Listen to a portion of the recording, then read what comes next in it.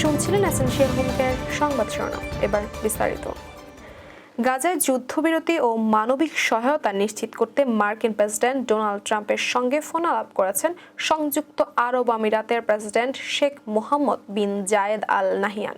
মঙ্গলবার আমিরাত ভিত্তিক সংবাদ সংস্থা ওয়াম এই তথ্য জানিয়েছেন।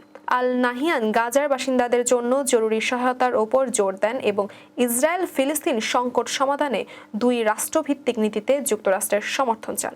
এর আগে গাজার সংকট সমাধানে ট্রাম্প ফিলিস্তিনিদের উচ্ছেদ করে মধ্যপ্রাচ্যের রিভিয়েরা গড়ার প্রস্তাব দেন, যা আরব দেশগুলোর বিরোধিতার মুখে পড়ে।